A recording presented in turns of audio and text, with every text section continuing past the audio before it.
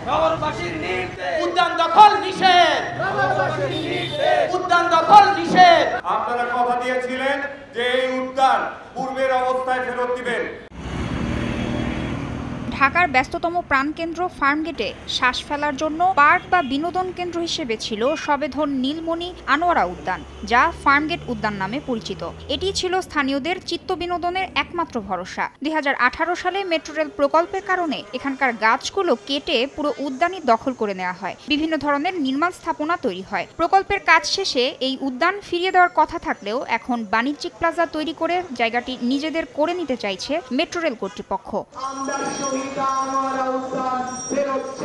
এর প্রতিবাদে বিকেলে রাজধানীর ফার্মগেটে ঐতিহাসিক শহীদ আনোয়ারা উদ্যান চত্বরে পরিবেশ এবং সমাজকর্মীরা সমবেত হয়। এ সময় এখানে কোনো ধরনের বাণিজ্যিক কাঠামো তৈরি না করে উদ্যানটি পুনরুদ্ধার করে জনগণের নিকট ফিরিয়ে দেওয়ার আহ্বান জানান বক্তারা।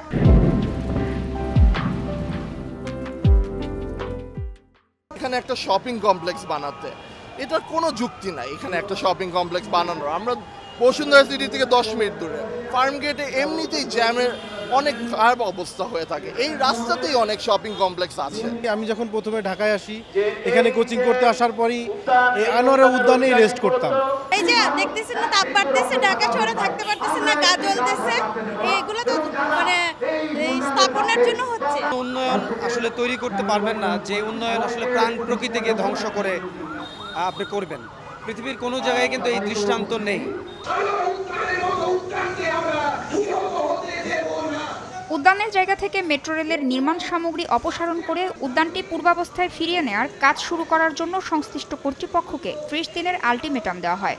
আমাদের নগরবাসীর পক্ষ থেকে আদেশ, আপনারা অতি সত্বর এই জায়গা ছেড়ে দিবেন এবং আমাদের যে আলটিমেটাম দেখেন, আমাদের আলটিমেটাম হচ্ছে ডিএসটিসিএল 30 দিনের আলটিমেটাম, আনোয়ারা উদ্যান ছাড়তে হবে। আদেশ ক্রমে নগরবাসী এই 30 দিনের আলটিমেটাম আমরা সবাই মিলে দিলাম।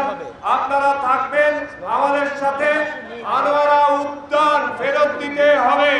আনোয়ারা উদ্যানের পাশাপাশি রাজধানীর পান্থকুঞ্জ ও সোহরাওয়ার্দী উদ্যান সহ সকল উদ্যানের বৃক্ষ ও প্রাণ প্রকৃতি রক্ষায় সকলকে সোচ্চার হওয়ার আহ্বান জানানো হয় প্রতিবাদ সমাবেশ থেকে। তাসনিয়া নিশাত মিম, সময় সংবাদ, ঢাকা।